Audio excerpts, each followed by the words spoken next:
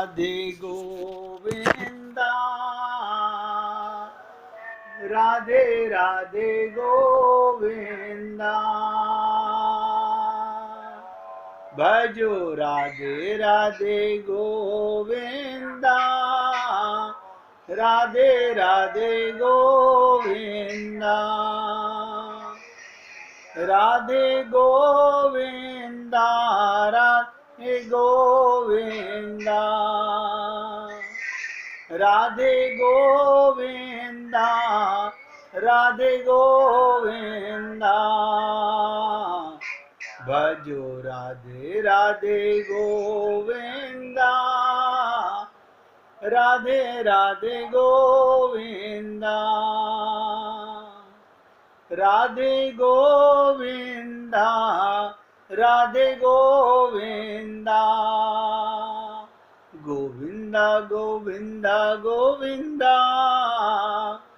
राधे राधे गोविंदा। बहुत एकाग्रता के साथ इसको समझेंगे। राधे का मतलब आत्मा और गोविंदा का मतलब परमात्मा। बताइए, लेकिन हमें शरीर से बोल रहे हैं, शरीर मान रहे हैं, सब 0/100 कर रहे हैं, सत्संग भी सुन रहे हैं, लेकिन लाभ नहीं कमा पा रहे हैं। हर संत की शरीर की वृद्ध अवस्था आती है, अनिवार्य है। जैसे बाल अवस्था आती है, यौवन आता है, अनिवार्य अवस्थाएं हैं, ऐसी वृद्धावस्था हर एक पर आएगी अगर जीता रहा।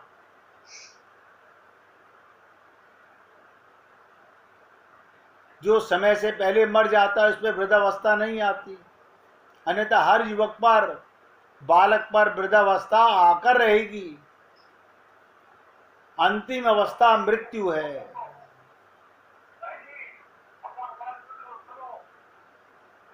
भाई जी, अपना मोबाइल की ना आवाज बंद कर लीजिए।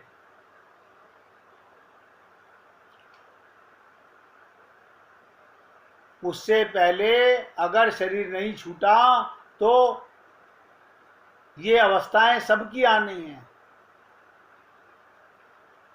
ये ज्ञान की बातें हैं, समझने की बातें हैं, याद रखने की बातें हैं। यह संभव है कि जिंदगी में व्यक्ति अंधा ना हो, बहरा ना हो, दुखी ना हो, शोकग्रस्त ना हो, लेकिन किसी की मृत्यु ना हो, ये संभव नहीं है। जिसका जन्म होता है उसकी मृत्यु सुनिश्चित है। और आपसे बार बार निवेदन किया जाता है, हे अजन्मा अमर आत्मा, क्यों परेशान हो रहा है? ज्ञान से मन को संभालो, लक्ष्य को क्यों खो रहा है? और आप और हम लोग गाते तो हैं, अपना पता नहीं तो लक्ष्य गलत होगा ही होगा।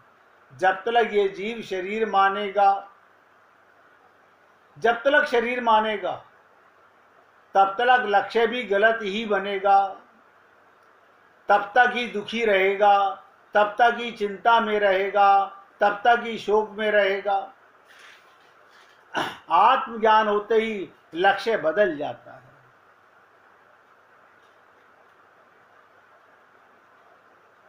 सब कुछ अनिश्चित है, मृत्यु निश्चित है, इसमें कोई शक मत करना।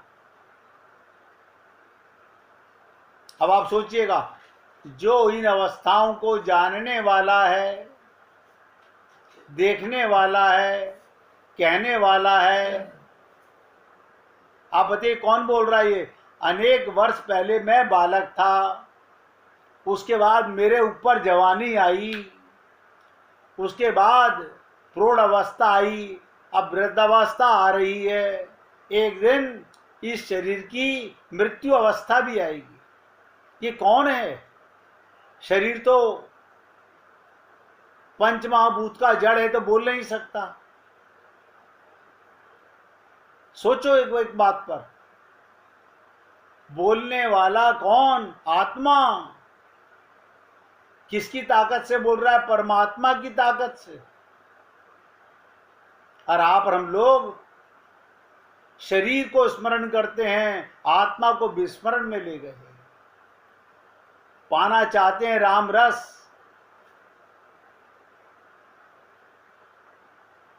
आप और हम सब लोगों का तजुर्बा है जो ये कहता है मैं रात बहुत गहरी नींद में सोया। कौन है कहने वाला बताइए? शरीर तो मुर्दा पड़ा हुआ था, ये कैसे कहेगा मैं सोया?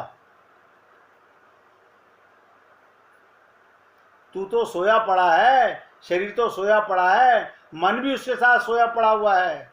फिर कौन है ये बोलने वाला जो ये जानता है कि तू गहरी नींद में सोया, सारी रात करवटें बदलता रहा, नींद नहीं आई? आप सोचो, नींद नहीं आई, सारी रात स्वप्न में व्यतीत हो गई। जो ये बोलता है वो कौन है? आपको आपका परिचय बताने के लिए, ये अनुभूति कराने के लिए ये सब बातें जो मैंने बोली, आप सब हम सब बोलते हैं।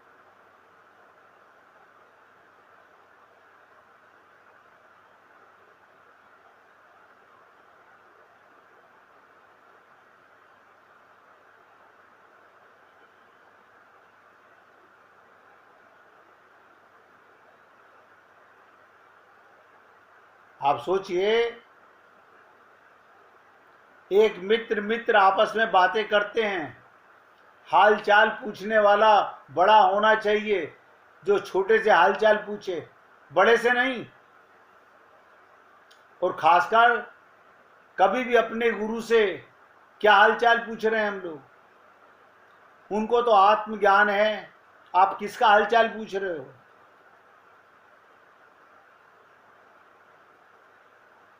हम सोच ही नहीं पाते।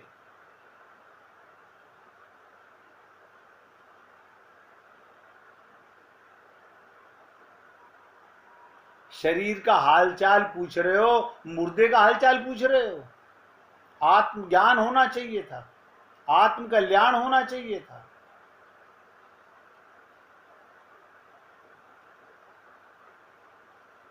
हर व्यक्ति को ये ज्ञान होना चाहिए। जब तक आत्म अनुभूति नहीं होगी हम आगे नहीं बढ़ पा रहे हैं।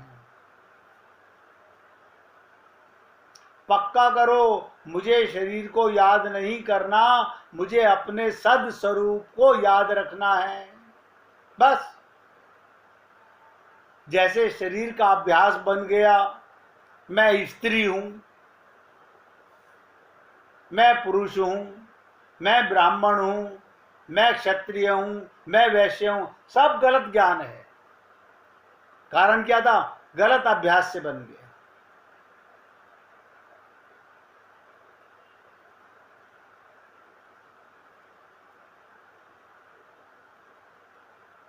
इसका बोध जितनी जल्दी जिसको हो सके उसे अपने आप को बहुत भाग्यवान समझना चाहिए।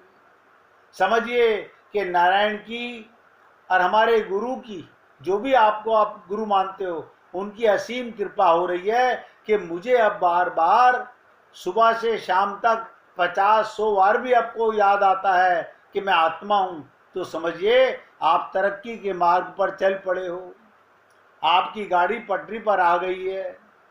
लेकिन केवल सत्संग में आत्मज्ञान की बातें होती हैं, बाकी सारा दिन मैं अपने को शरीर मानता हूं, तो ये धोखे की बात है। ये धोखे की बात है, ये आत्मज्ञान की बात नहीं है, ये परमात्मा की तरफ जाने वाली बात नहीं है, ये अज्ञान की बातें हैं। इसलिए निवेदन कर रहा हूं, अभी हम और आप लोग बार बार सोचें कि हम भगवत प्राप्ति की ओर आगे बढ़ना चाहते हैं या शरीर की तरफ बढ़ना चाहते हैं। अगर आपको आत्मज्ञान नहीं है, आत्मज्ञान नहीं हो रहा, तो आप सोच के देखिए आप और हम लोग तरक्की नहीं कर पा रहे हैं, हम आगे नहीं बढ़ पा रहे हैं। हम वहीं के वहीं हैं। इसलिए निवेदन कर रहा हूं आपसे कि आत्मज्ञान की चर्चा मैं अभी आपके साथ और आगे करने लगूं। आपको सुनने में तो बहुत अच्छा लगेगा, लेकिन बिना अभ्यास के उस चर्चा का करने का लाभ क्या, आप मुझे बताइए। आपको और हमको क्या लाभ होगा उससे?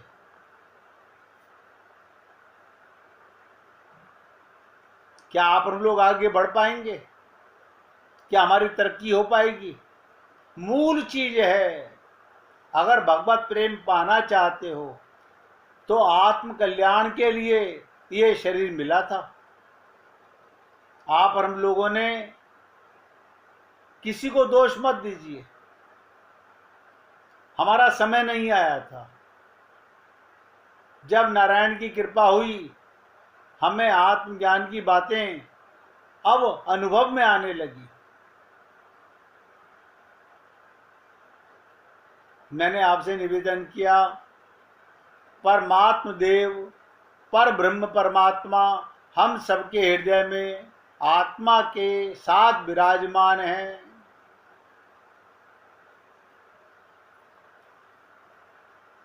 ज्ञान, उसे आत्मज्ञान कहते हैं।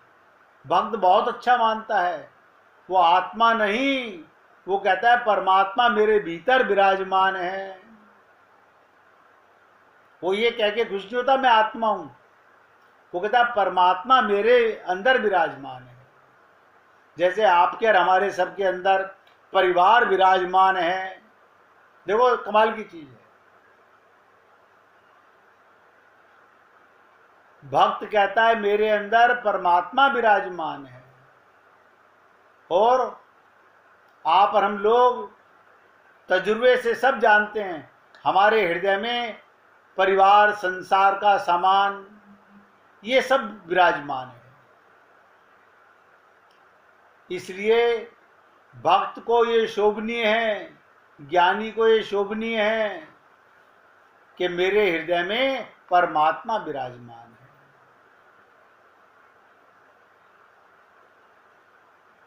अपने आत्म स्वभाव में विचरने वाला संत, अपने आत्म स्वभाव में रहने वाला जीव, उसका परम पद 100% होगा, उसका कल्याण सुनिश्चित होगा। वो फिर माया के इस चंगुल में कभी नहीं फंसेगा।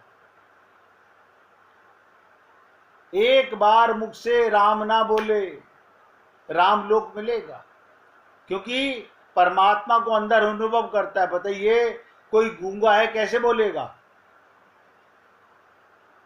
लेकिन आत्मा मानता है, परमात्मा को महसूस करता है।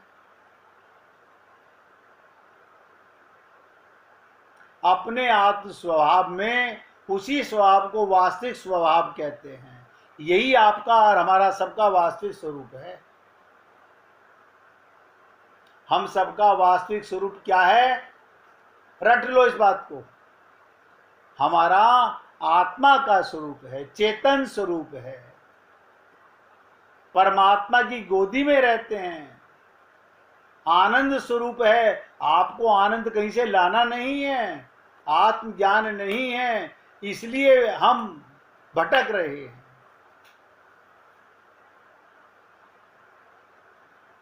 ये सारे संत महात्मा, ऋषि मुनि, जिनको आत्मज्ञान हो जाता है, वो सद स्वभाव को सद स्वरूप में ही विचरते हैं। लेकिन देही ऐसा नहीं करता, एक सामान्य व्यक्ति ऐसा नहीं करता। वो देह में विचरण करता है, वो आत्मा में विचरते हैं, वो देह में विचरता है।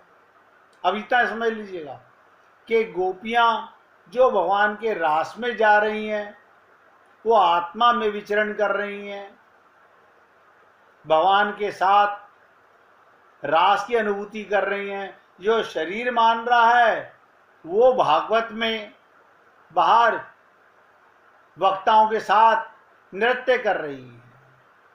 एक शरीर नाच रहा है, एक आत्मा नाच रही है। आत्मा परमात्मा को अनुभव करके नाचती है, और शरीर अपने को स्त्री पुरुष मान करके नाचता है।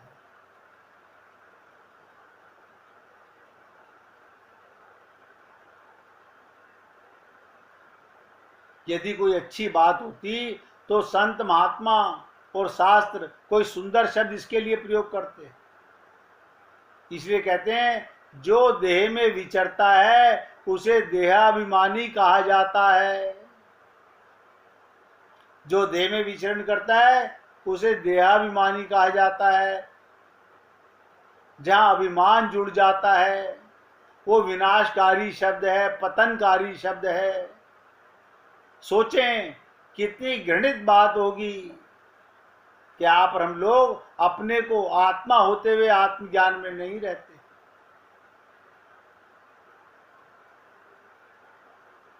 अपने आप को देह मानते हैं। कैसे हमारा कल्याण होगा? अपने को हाड़ मांस का पुतला मानते हैं। इतना सत्संग सुनने के बाद हमारा ये हाल है। अपने आप को हाड़ मांस का पुतला मानना, मल मूत्र का बोरा मानना,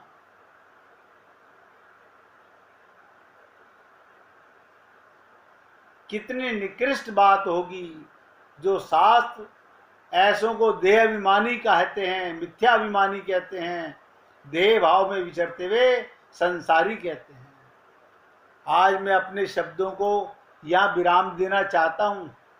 अगर कोई भक्त भजन सुनाने का प्रयत्न करे, लेकिन आप सब पुण्य आत्माओं से ये उम्मीद रखता हूँ कि अब आप आत्मा में विचरण करने का प्रयत्न करेंगे। मैं ये नहीं कह रहा हूँ कि आपको एक दिन में अनुभूति हो जाएगी, क्योंकि ये पाप शरीर को मैं मानना इतनी जल्दी नहीं जाएगा। राजकुमार जी पूछना चाह रहे थे। अच्छा, आप सुनाना भैया, आपको मौका मिलेगा आज सुनाने का। तो मेरे कल फिर आपके साथ इसी पर चर्चा करूंगा। मैं प्रयत्नशील हूं और आप सब पुण्य आत्माओं से निवेदन करता हूं, कम से कम अपने असली स्वरूप को आप अपने हृदय से जानने का, मानने का, अनुभूति करने का प्रयत्न कीजिए। आपसे पास दुख कभी आएगा नहीं, शोक कभी होगा नहीं, शरीर की मृत्यु होगी, आप अजन्मा रहेंगे, भगवान के लोक में जाएंगे, फिर 84 लाख योनियों में नहीं भटकेंगे। आज मैं विराम दे रहा हूं। अभी राजकुमार जी भजन सुनाना चाहते हैं, सुनाइए भैया।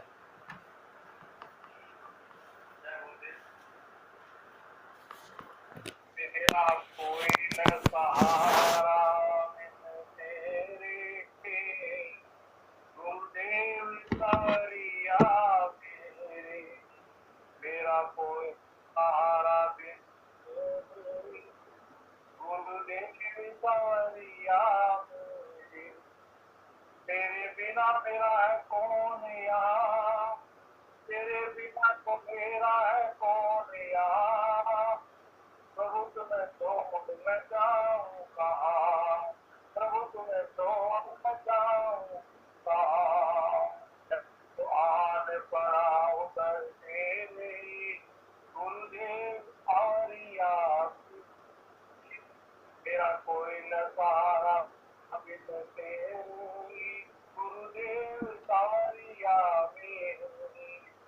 मैंने जन्म लिया जग में आया, मैंने जन्म लिया जग में आया, तेरी कृपा से ये नर्तन पाया, तेरी कृपा से ये नर्तन पाया, तूने ये उपकार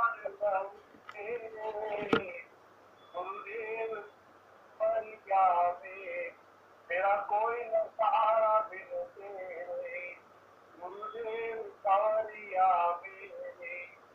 मेरे नैना कब से तरस रहे, मेरे नैना कब से तरस रहे, पावन बादों से बरस रहे, पावन बादों से बरस रहे।